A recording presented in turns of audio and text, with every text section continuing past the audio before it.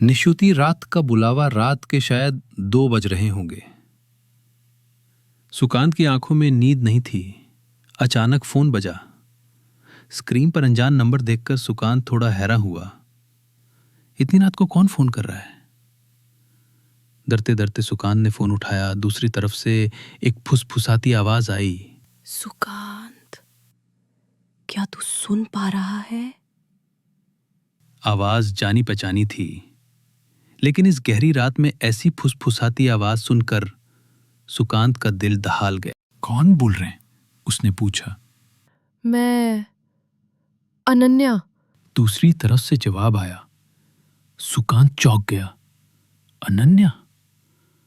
उसकी school life की दोस्त अनन्या, जो 5 साल पहले एक दर्दनाक रोड एक्सीडेंट में मर चुकी थी। सुकांत लगभग कांपते हुए बोला, अनन्या, तू तो। मैं मर चुकी हूं, है ना? अनन्या की आवाज में एक तीखी हंसी थी। लेकिन मैं तुझे बुलाने आई हूं सुकांत, हमारे उस पुराने घर में। याद है, जहां हम छुप छुप कर भूत की कहानियां सुनते थे? सुकांत की धड़कन तेज हो गई। वो पुराना घर जो उनके गांव के शमशान के पास था और जिसके बारे में हजारों भूत की कहानियां प्रचलित थी। लेकिन क्यों? सुकांत के गले से आवाज नहीं निकल रही थी। आएगा या नहीं? अगर नहीं आएगा तो तेरा परिवार, तेरे प्यारे लोग, कोई नहीं बचेगा। अनन्या की आवाज अब और ठंडी और ज्यादा भयानक हो गई थी। फोन कट गया।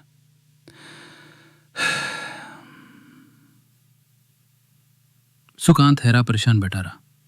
उसकी आंखें फटी रह गईं। पूरा शरीर पसीने से भीगा हुआ था। क्या वो सच में जाएगा? लेकिन अगर नहीं गया तो क्या अनन्या सच में उसके परिवार को नुकसान पहुंचाएगी? सुबह होने से पहले ही सुकांत घर से निकल पड़ा। गांव की पुरानी टूटी फूटी सड़क पर वो शमशान से लगे उस घर की तरफ चल पड़ा। जितना आगे बढ़ रहा था, ठंडी हवा उतनी ही भारी लग रही थी। लग रहा था जैसे कोई अदृश्य शक्ति उसे पीछे से खींच रही हो। शमशान से लगे उस घर के सामने आकर सुकांत खड़ा हुआ। चारों तरफ सन्नाटा था। सिर्फ सूखे पट्टों की मचमच की आवाज और दूर से आती सियार की आवाज। घर का दरवाजा खुला था। एक अजीब डर से सुकांत का दिल कांप उठा। उसने धीरे से दरवाजा ढकेला। अंदर जाते ही एक पुरानी सीप्ट भरी स्मेल सुकांत की नाक में एक ठंडी आई। कमरे के अंदर घुप अंधेरा था। सुकांत ने अपने फोन की लाइट जलाने की कोशिश की, लेकिन फोन काम नहीं कर रहा था। अचानक कमरे के कोने से एक लंबी सांस सुने दी। सुकांत की रीढ़ की हड्डी में ठंडी लहर दौड़ गई। आ गया तो? एक ठंडी फुसफुसाहट।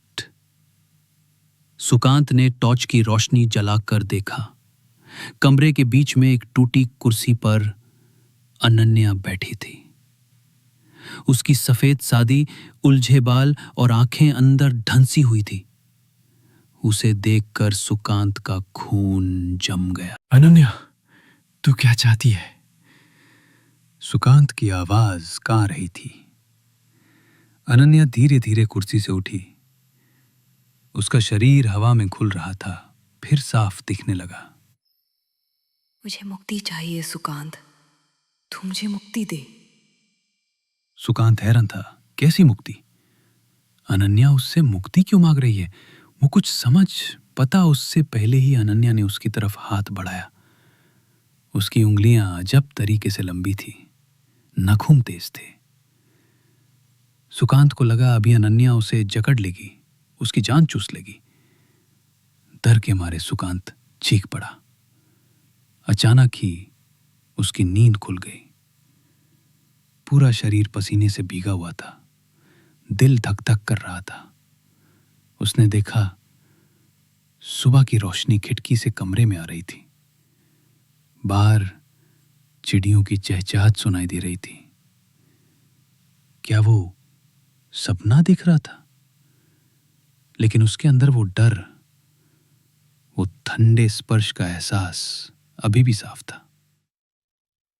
वो बेड से उतरकर पानी का ग्लास लिया। पानी पीते पीते उसकी नजर फोन पर गई। स्क्रीन पर अनजान नंबर का एक मिस्ड कॉल। सुकांत के हाथ से ग्लास गिर गया। पानी की आवाज में उसे लगा अनन्या जैसे अभी भी उसके पास खड़ी फुसफुसाकर कह रही है, मुझे मुक्ति चाहिए सुकांत। कैसा लगा आज की कहानी? Please follow our Nisunti Golpo Facebook page.